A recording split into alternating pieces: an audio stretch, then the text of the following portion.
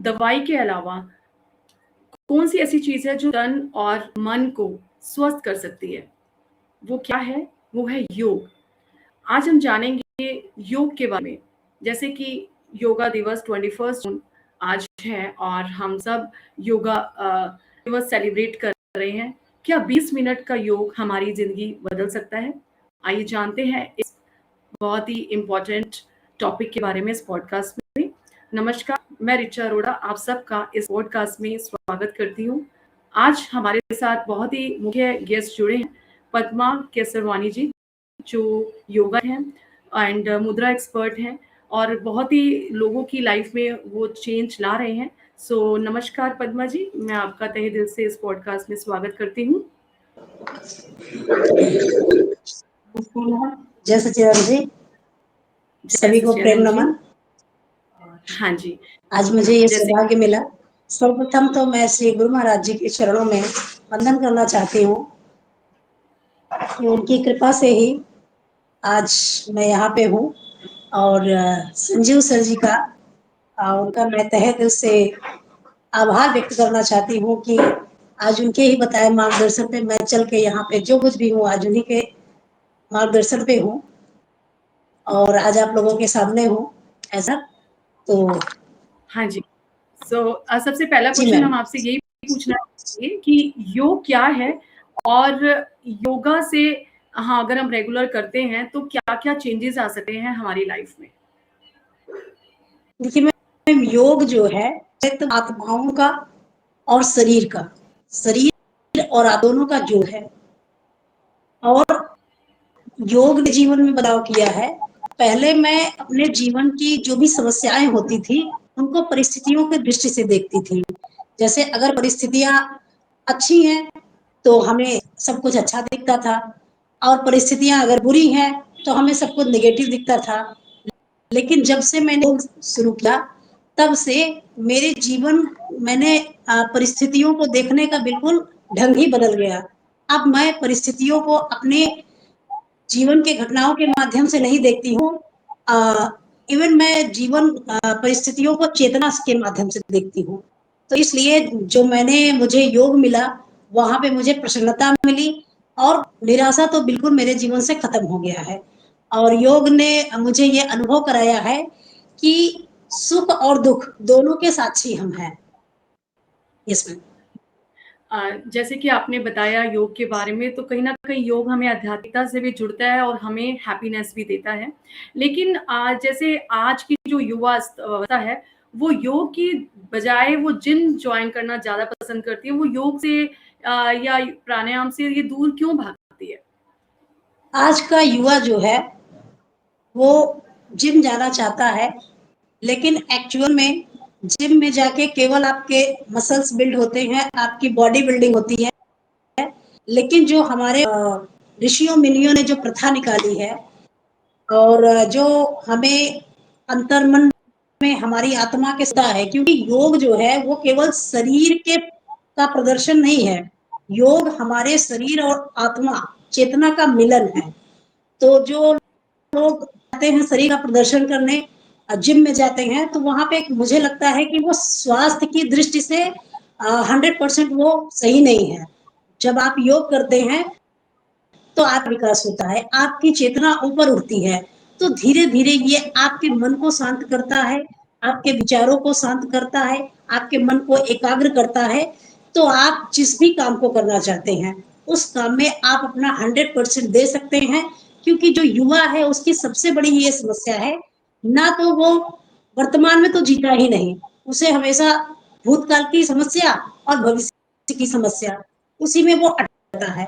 लेकिन ऋषि मुनि कहते हैं कि जब तक इंसान वर्तमान में नहीं जिएगा वो अपने जीवन को लक्ष्यों को पा ही नहीं पाएगा। इसलिए उसके मन के अंदर बहुत ढेर सारे भटकाव हैं, वो भटक रहा है, जिम में जाता है, सोचता है बॉडी बिल्डिंग हो जाएगी तो हम अच्छे दिखने लगेंगे, लेकिन ये केवल ऊपर का दिखावा है। आपका जब तक अंतर मन आपका सुंदर नहीं बढ़ेगा, जब तक आपका सौंदर्य नहीं रहेगा, आप प्रेम करना नहीं सीखेंगे, तब तक आप जीवन में केवल बाहर के सौंदर्य को पाकर भी आप शांति नहीं पा सकते हैं। ऐसा है योग का। हाँ जी। बहुत ही अच्छा आपने आंसर दिया और लिटरली लोग आजकल बाहरी रूप से अच्छा दिखना चाहते हैं, चाहे अंदर बहुत तनाव रहता है और आज की जो युवा अवस्था है वो बहुत स्ट्रेस को लेकर, एंग्ज़ायटी को लेकर भी बहुत ज़्यादा मतलब परेशान रहती है, वो उसको कॉप अप करना चाहती है। तो क्या ये स्ट्रेस, एंग्ज़ायटी ये सब जो प्रॉब्लम है मतलब जो हमारी डिज़ीज़ होती है, क्या योगा से वो भी ओवरकम हो सकती हैं? आज की युवा जो है वो जानकारी से भरी हुई है। उनके पास पूरे ब्रह्मांड की, विश्व की सारी, उनके पास सारी नॉलेज फिंगरप्रिंट पे है। लेकिन उनके पास जानकारी तो है, लेकिन वो आत्मज्ञान से खाली है। उन्हें सेल्फ रियलाइजेशन नहीं है, उन्हें हमें जन्म क्यों लिए है, हम इस धरती पे क्यों आए हैं, हमारे जीवन का उद्देश्य क्या है। क्या हमारे जीवन का उद्देश्य केवल नौकरी पाना रह गया है, या हमारा उद्देश्य केवल मान सम्मान ही रह गया है, मान सम्मान प्रतिष्ठा पाना रह गया है। तो वो अंदर से खाली है, उसे अपनी आत्मा के साथ बैठने का समय ही नहीं है, उसे मौका ही नहीं मिलता। और जिनके पास समय, उन्हें जानकारी नहीं है। तो सबसे पहली चीज, जब हम योग करते हैं तो हम अपने जीवन के 24 घंटे, जो हमें दिन का 24 घंटा मिलता है, 24 घंटे में अगर हम केवल 1 घंटा खुद के लिए निकालें और हम बैठ के अपने साथ बैठे, तो हमें अपने जीवन का उद्देश्य मिलेगा। तो जो युवा है वो, मेरा यही संदेश है कि वो अपने खुद के साथ बैठे, और उसके पास नेटवर्क तो है लेकिन वो संबंधों से खाली है। सब कुछ होते हुए भी वो, उसके पास अकेलापन है, उसके पास इतना अकेलापन है कि उनका भविष्य जो है उनको खुद अंधेरे में दिखाई देता है। इसलिए आगे आने वाली समय में ज्ञान तो सभी के पास है, बुद्धिमत्ता सभी के पास है, लेकिन भविष्य उन्हीं युवाओं का उज्जवल है जिनके पास आंतरिक स्थिरता भी होगी। बुद्धि के साथ साथ वो अपनी, तो उन्हीं युवाओं का भविष्य है आने वाले समय में। तो इसलिए हम योग को प्राथमिकता देते हैं कि युवाओं के लिए योग बहुत ही आवश्यक है, क्योंकि महर्षि पतंजलि कहते हैं कि योग जो है वो बीमार रोगियों के लिए नहीं है, योग स्वस्थ लोगों के लिए है। और जो भी युवा योग करते हैं वो अपने शरीर से, अपने मन से और अपनी चेतना से, तीनों से अलाइन होते हैं। और जब वो तीनों से अलाइन होते हैं तो वो जिस भी उद्देश्य से अपने कार्य को कर रहे हैं, उनको अपने उद्देश्य की प्राप्ति होती है। जी। जैसे कि आपने बताया कि योग जो भी बेनिफिट्स हैं, कई लोग इस बारे में जानते हैं, अवेयर भी हो रहे हैं कि योगा हमारे लिए बहुत ज़रूरी है, लेकिन कहीं न कहीं कंसिस्टेंसी ब्रेक होती है, उनका इंटरेस्ट नहीं बन पाता। योगा वो शुरू करते हैं, बिगिनिंग में उनको लगता है यस हम करेंगे और बहुत अच्छे से हम अपना मतलब तन और मन से स्वस्थ होंगे, बट वही 5 दिन, 6 दिन बाद वो कहीं न कहीं लेज़ीनेस आ जाता है और वो कंसिस्टेंसी जहाँ ब्रेक होती है, वो फिर दोबारा से उस चीज़ में वो रिज़्यूम कर नहीं पाते। तो इसका क्या कारण है? कैसे हम योगा को भी एक इंटरेस्टिंग वे में सिखाएँ और कैसा मतलब एक कोई ऐसा फ़ॉर्मूला जिससे हम उनको और प्रेरित कर पाएँ योगा के लिए और वो कंसिस्टेंट हो पाएँ? देखिए, योगा का कोई फार्मूला नहीं है। जब मैंने अनुभव किया है, वो ये अनुभव किया है कि जब हम योग में उतरते हैं तो बहुत से लोग कहते हैं कि हमारे पास बहुत कम समय है, तो इन टाइम में हम कैसे योग करें या हम अन्य काम को प्राथमिकता दें। तो हम यही कहेंगे कि योग जो, वो केवल ऐसा नहीं है कि आप अंधेरे में हैं, योग कर रहे हैं तो आपको प्रकाश नहीं मिलेगा, क्योंकि चाहे 1000 वर्षों का अंधेरा हो जीवन में, लेकिन एक केवल प्रकाश की एक किरण ही अंधेरे को मिटा देती है, हजारों वर्षों के अंधेरे को मिटा देती है। इसलिए प्रश्न ये है कि, एक प्रश्न मैं पूछना चाहती हूँ कि अगर आप अपने जीवन का 15 मिनट ही लें और वहां पे योग करें, तो आपके जीवन में आपके शरीर और आपके मन की दिशा बदल सकती है। और जो परिवर्तन होता है वो मात्रा से नहीं होता, गहराई से होता है। आप कितनी जागरूकता के साथ योग कर रहे हैं, उस पर डिपेंड करता है। बहुत से लोग करते रहते और उन्हें लगता है कि हम योग कर रहे हैं तो वो केवल शरीर के मोड़ने की कला योग है। तो मैंने जो अनुभव किया है, शरीर को मोड़ने की कला नहीं है, योग अंतर मन में उतरने की कला है। इसीलिए हमारे ऋषियों मुनियों ने योग को ही ध्यान में उतरने का प्रथम मार्ग बताया है। और जब आप अपनी श्वासों के साथ जुड़ते हैं, और अगर आपको योग के बारे में ज्यादा नहीं नॉलेज है, तो आप केवल और केवल सुबह के समय या रात में सोते समय बैठें और कुछ देर तक अपने विचारों से को केवल एक दृष्टा बने, और धीरे धीरे धीरे धीरे आपके विचार कम होंगे, कुछ समय लगेगा। और ये समय सबकी सबके सबका मात्रा अलग अलग होता है, किसका स्ट्रेस किस लेवल का है। तो इस तरह से जब हम बैठते हैं तो धीरे धीरे हमारा जो विचार वो शून्य की तरफ जाता है। पहले दिन ज्यादा विचार होते हैं, फिर थोड़ा कम, फिर थोड़ा कम, इस तरह से हमारे विचार धीरे धीरे शून्य होते हैं। तब जब विचार शून्य होते हैं, तब फिर हम अपनी आत्मा के साथ अलाइन होते हैं। इसलिए योग का ओके, जैसे आपने बताया कि चरण है वो ये है कि आप चुप। यस। बहुत अच्छा। जैसे आपने बताया कि योगा जो है मतलब सिर्फ़ ऐसा नहीं है कि आसनों पे ही डिपेंडेंट है, वो अगर हम अपने आप से जुड़कर ये एक तरह से मेडिटेशन का ही फ़ॉर्म है। तो अगर हम क बैठते भी हैं और अपने आप के साथ जुड़ जाएँ तो भी एक तरह से योग है। ये आपने बहुत अच्छी हमें जानकारी दी क्योंकि ज़्यादातर लोग यही सोचते हैं कि अगर हम कोई आसन करेंगे या हम अपने मतलब पूरी जैसे बॉडी को अच्छी फ्लेक्सिबल वे में अगर हम उसको कर पाएँ अपने योग को तो ही मतलब उनको बेनिफिट हो। तो मतलब मेडिटेशन भी अगर वो करें तो उनको उतना ही बेनिफिट होगा। क्या योगा के साथ प्राणायाम भी उतना ज़रूरी है? जैसे कहा जाता है योगा और प्राणायाम दोनों ही बहुत लाभकारी होते हैं हमारे बॉडी एंड माइंड के लिए। तो प्राणायाम का क्या रोल रहता है योग के साथ?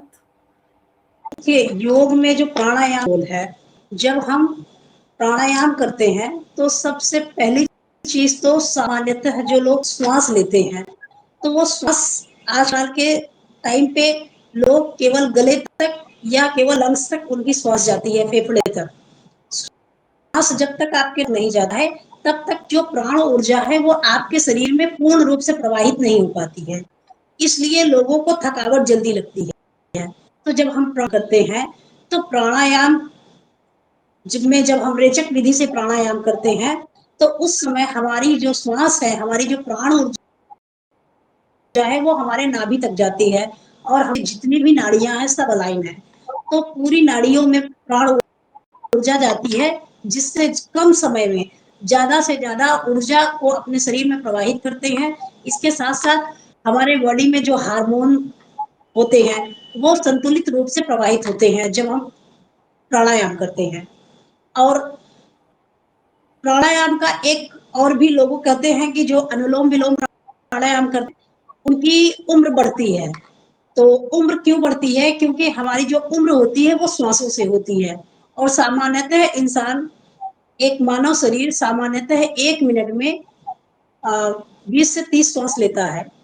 और जब वो प्राणायाम करता है तो उसकी जो श्वास लेने और छोड़ने की गति है वो धीमी हो जाती है। और गति धीमी होने की वजह से आप 1 मिनट में 4 से 5 श्वास लेते हैं। तो जब 1 मिनट में 4 से 5 श्वास लेते हैं, तो आपके श्वास जो श्वास है वो बचती है। तो इससे आपका जीवन की आपकी आयु बढ़ती है। और इसी तरह हमारे यहाँ एक महर्षि हुआ करते थे, देवराहा। उन्होंने अपने श्वासों पे ही कंट्रोल, 250 वर्ष तक उनकी आयु थी। और उनका आश्रम हमारे इधर प्रयागराज में है। और उनका उनके पीछे भी एक कहानी है कि वो लोगों को टच नहीं करते थे, ऊपर एक टीला बना के वहां पे बैठते थे। और हम तो तब थे नहीं, लेकिन हमारे पिताजी लोग बताते थे दर्शन के लिए। तो बाबा जी टीले पे बैठे रहते थे। तो उन्होंने भी अपने श्वासों पे कंट्रोल करके अपनी आयु को बढ़ाया। जब हम प्राणायाम करते हैं तो प्राणायाम से हम अपने मेटाबॉलिज्म रेट को बढ़ा सकते हैं, अपने बॉडी के हार्मोन्स को बैलेंस कर सकते हैं, और साथ ही साथ अपनी आयु में है। और जो हमें थकावट लगती है, आप जब प्राणायाम करेंगे तो आप खुद अनुभव करेंगे कि जो आपकी थकावट है वो धीरे धीरे लगेगी, क्योंकि प्राण ऊर्जा आपके शरीर में संतुलित रूप से प्रवाहित होने लगती है। इसलिए प्राणायाम का बहुत ही महत्वपूर्ण रोल है हमारे शरीर में, योग में। बहुत ही अच्छे से आपने बताया कि कैसे प्राणायाम हमें एनर्जेटिक बना सकता है और हमें उसको अब योगा में ऐड करें और हमारी आयु भी लंबी होगी। ये बहुत इम्पोर्टेंट जो आपने इन्फॉर्मेशन दी है उसके लिए बहुत-बहुत धन्यवाद।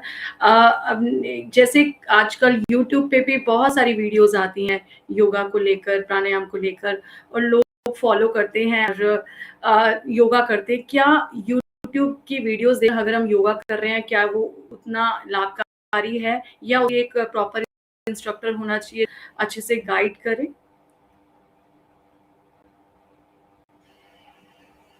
जी, आपने बहुत ही अच्छा सवाल पूछा है कि बहुत से लोग हैं जो कहते हैं हम तो ऑनलाइन देखते हैं और ऑनलाइन देख के हम योगा कर लेते हैं मॉर्निंग में। लेकिन देखिए सबका शरीर अलग-अलग है। हमारे मानव शरीर बनाया है। हमारे जैसा फिंगरप्रिंट, हमारी जैसी आँखें पूरे यूनिवर्स में किसी की नहीं है।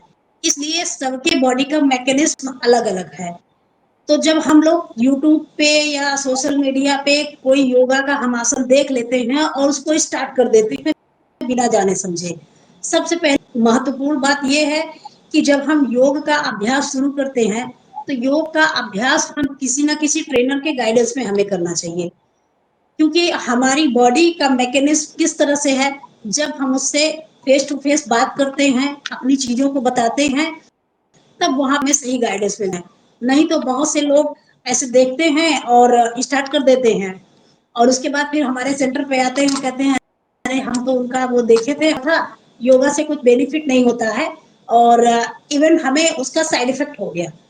तो फिर हम पूछते हैं कि आपने कहाँ से किया? तो वो लोग बताते हैं कि नहीं वो सोशल मीडिया पे ऐसे-ऐसे चलता है चैनल, वहाँ से हम देखते हैं।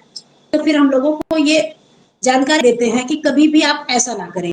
जब तक आप किसी एक पर्टिकुलर किसी भी योग गुरु के अटैचमेंट में रहिए, उनको आप कोई भी आसन कर रहे हैं तो उनके गाइडेंस में करिए क्योंकि सबके अलग-अलग मैकेनिज्म है और कोई भी आसन आप अपनी बॉडी में जबरदस्ती मत करिए। अगर आपकी बॉडी अलाउ नहीं करती है तो आपको नहीं करना चाहिए। लोग बहुत ज़्यादा एक्साइटमेंट में आ जाते हैं, योग करते समय हम ये वाला आसन भी कर लेंगे, हम वो वाला आसन भी कर लेंगे और कर तो लेते हैं फिर बाद में उसका साइड इफेक्ट उनको फील होता है।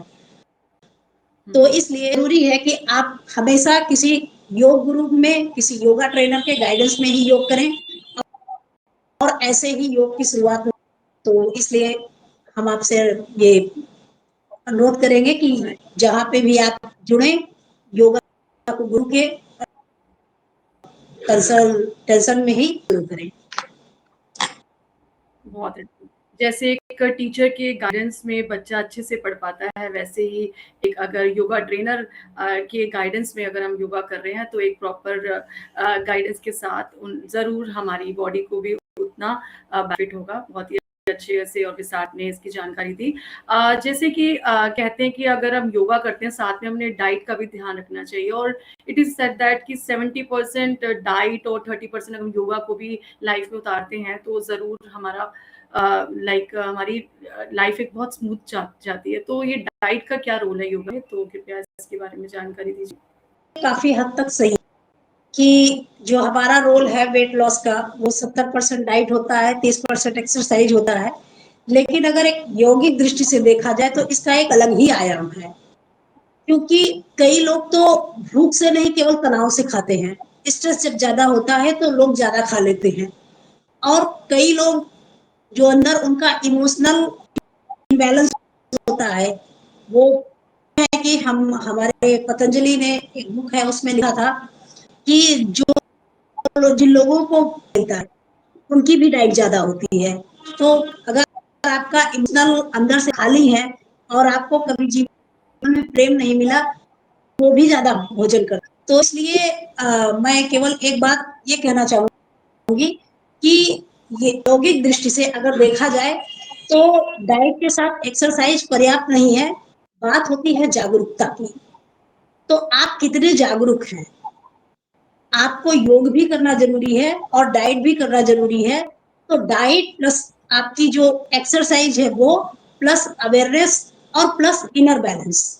जब ये चारों पिलर मिलते हैं, तब वाक़ई में आप स्वस्थ होते हैं और आजकल तो हम देख रहे हैं सोशल मीडिया पे वेट लॉस के तमाम तरीके के चीजें आती हैं, लेकिन योग कहता है, वो ये कहता है कि जब आप योग करेंगे तो आप अपनी चेतना पे काम करेंगे, और जब आपका मानसिक स्तर ठीक होगा तो शारीरिक स्तर अपने आप ठीक हो जाएगा। स्वयं का खुद का अनुभव है जी।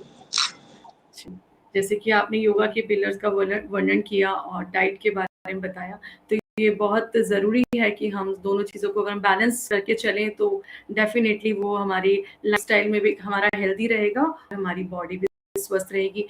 जैसे कि आप मुद्रा एक्सपर्ट हैं और मुद्रा का क्या रोल है हमारी लाइफ़ में? मुद्रा से हमें क्या बेनिफिट हो सकता है अगर हम मुद्रा को भी लाइफ़ का पार्ट बनाएँ तो? देखिए, जो मुद्रा विज्ञान है उसका बहुत ही अनम्यूट महत्वपूर्ण रोल है हमारे जीवन में, क्योंकि हमारे ब्रेन की जितने भी न्यूरॉन्स होते हैं, हमारे ये जो हाथ की फिंगरप्रिंट होती हैं, तो उसमें सारे न्यूरॉन्स आपस में अलाइन होते हैं नसों के द्वारा। तो जब भी हम मुद्रा करते हैं, मुद्रा करने से पहले हमें अपने हाथों की एक्सरसाइज करनी बहुत, उसको एक्सरसाइज हमें अपने हाथों की कर लेनी चाहिए। उसके बाद देखिए, मुद्रा जो होता है, आप एक्सरसाइज कर रहे हैं, आप योग कर रहे हैं, आप डाइट का ध्यान दे रहे हैं, लेकिन कभी सम टाइम ऐसा हो जाता है कि हमारा जो रूटीन है वो प्रॉपर नहीं हो पाता। कभी-कभी हम बढ़ते हैं या कुछ ऐसी अवस्था भी आ जाती है, जैसे कुछ लोगों को बहुत ज़्यादा प्रॉब्लम होती है, तो वो एक्सरसाइज या कोई भी आसन भरपूर मात्रा में नहीं कर पाते हैं।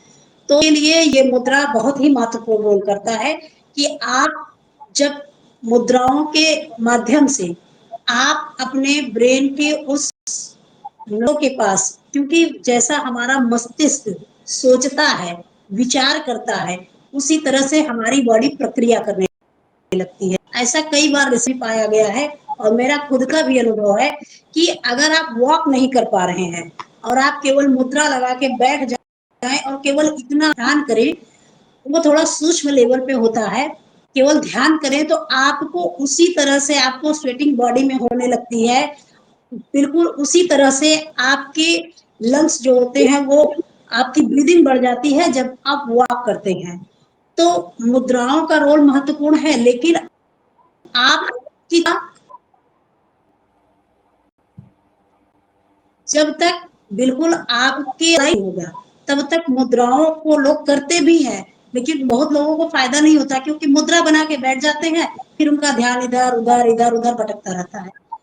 तो मुद्राओं को करने के लिए आपको अपनी चेतना पे भी काम करना चाहिए, और जब आप ध्यान में उतरते हैं तो मुद्राओं का बहुत महत्वपूर्ण रोल होता है। जब हम मुद्रा लगा के बैठते हैं तो हम तुरंत ही विचार शून्य हो जाते हैं, और हर प्रकार की मुद्राओं का अलग अलग महत्व है। तो जब हम मुद्रा विज्ञान की क्लास लेते हैं तो उसमें हम बताते हैं कि कौन सी मुद्रा लगाने से हमें किस तरह के बेनिफिट्स होते हैं। तो मुद्राओं का महत्वपूर्ण रोल है हमारे जीवन में, लेकिन इसको सही गाइडेंस में करना चाहिए, नहीं तो उसका साइड इफेक्ट भी होता है जी। जैसे कि आपने बताया कोई भी अगर हम तय कर रहे हैं तो अगर एक प्रॉपर गाइडेंस के साथ हो तो ज़रूर उसका बेनिफिट होता है। और मुद्रा के साथ-साथ अगर हम ध्यान करते हैं तो हमारा जैसे कॉन्सेंट्रेशन लेवल अच्छा होता है, जो आपने बताया। तो जो भी आपने विस्तार से बताया और इतने अच्छे से हमें सबको ज्ञान दिया योगा डे वाले दिन। तो आपको क्या संदेश देना चाहिए कि आजकल जैसे छोटे-छोटे बच्चों को ही पढ़ाई में मन नहीं लगता, डिस्ट्रैक्शंस बहुत ज़्यादा हैं, टीवी बहुत देखते हैं, फ़ोन का रहता है और इवन कई बार जैसे गवर्नमेंट जॉब की तैयारी में बच्चे जाते हैं, उनके लिए क्या योगा का महत्व हो सकता है? कैसे वो और ज़्यादा कंसंट्रेशन के साथ एक टाइम मैनेजमेंट स्टडी करके वो अच्छे मार्क्स ला पाएँ और स्कोर कर पाएँ? इन बच्चों के लिए, बड़ों के लिए, इवन विमेन के लिए भी जैसे पीसीओडी जैसी प्रॉब्लम ज़्यादा फेस करते हैं। तो इन सब के लिए आप सबको संदेश दीजिए कि कैसे अलग-अलग वर्ग के लोग कैसे योगा को अपनी लाइफ का पार्ट बना को अपने आप को बेस्ट वर्जन बनने हेल्प हो सके। तो हम सबको बताएँ इस बारे में। देखिए, निश्चित रूप से योग केवल एकाग्रता ही नहीं बढ़ाता, मानसिक स्पष्टता भी बढ़ाता है। अभी आपने बच्चों के लिए कहा, हमारे बच्चे पढ़ रहे हैं, लेकिन उनका जो ब्रेन से फ्लक्चुएट हो रहा है कि वो किसी भी एक पर्टिकुलर एक सब्जेक्ट पे या एक टॉपिक पे 30 सेकंड से ज्यादा टिक ही नहीं पाते, इतनी तेजी से उनका माइंड फ्लक्चुएट हो रहा है। तो उनकी एकाग्रता को बढ़ाने में योग का बहुत ही महत्वपूर्ण योगदान है। तो जो हमारे हैं तो वो प्रतिदिन भ्रामरी प्राणायाम, अनुलोम विलोम प्राणायाम और केवल श्वास का ध्यान करें तो उनकी एकाग्रता भी बढ़ेगी, उनकी। तो बच्चों के लिए मेरा जो संदेश है वो ये है कि आप रोज सुबह 5 से 10 मिनट बच्चों अभ्यास करें योग का, प्राणायाम का। और भ्रामरी प्राणायाम को मैं यहाँ पे प्रायोरिटी देती हूँ, प्राथमिकता देती हूँ कि उससे आपका कंसंट्रेशन पावर भी बढ़ेगा और आपका मेमोरी पावर भी बढ़ेगी और जो आपका ब्रेन फ्लक्चुएट होता है वो नहीं होगा। उसके साथ साथ जो गवर्नमेंट जॉब के लिए जो बच्चे तैयारी कर रहे हैं, प्रिपरेशन कर रहे हैं, उनके लिए जो हमारा ये संदेश है कि अधिकांश बच्चे पढ़ाई तो करते हैं लेकिन उनको जो प्रॉब्लम आती है वो पढ़ाई से नहीं आती, वो तनाव से आती है। वो तुलना करने लगते हैं अपने को दूसरे से और उनके मन में हमेशा असफलता का डर लगा रहता है। हम पढ़ तो रहे हैं, जॉब नहीं मिली तो, पेपर अच्छा नहीं हुआ तो इस तरह से उनकी जो एकाग्रता है और जो उनका डर है वो उनकी पढ़ाई के ऊपर हावी हो जाता है। तो पढ़ते तो हैं लेकिन एक होता है लॉ ऑफ अट्रैक्शन का, तो आप विचार पे जितनी ज्यादा देर तक आप फील करते हैं, महसूस करते हैं, वही चीजें आपके जीवन में घटती हैं।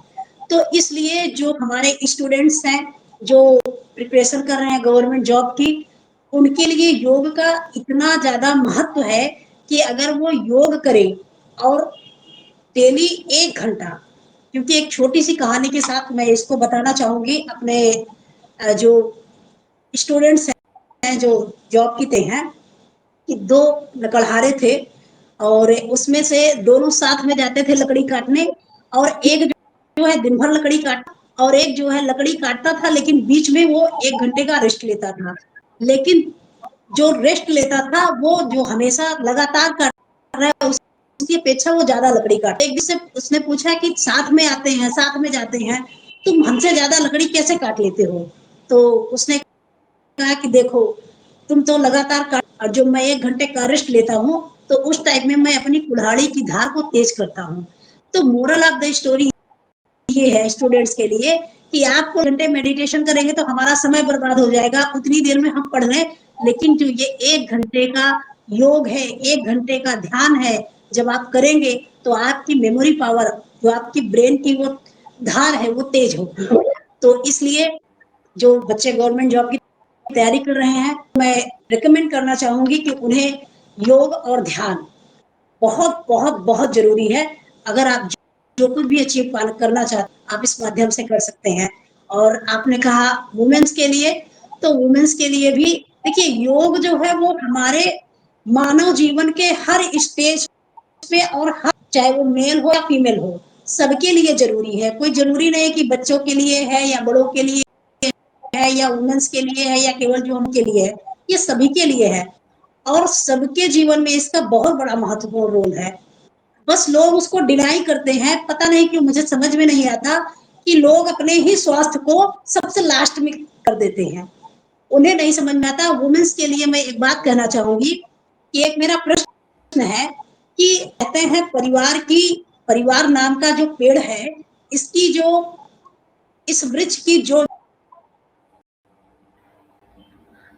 हाँ जी, पद्मा जी, जो आपने बताया और इतनी इम्पोर्टेंट जो आपने हमें नॉलेज दी और क्वेश्चन का आंसर बहुत ही ब्यूटीफुली आपने दिया और लिटरली सराहनीय है, अप्रिशिएबल है और हम सब अपनी लाइफ में योगा को ज़रूर उसका पार्ट बनाएं अपनी लाइफस्टाइल का।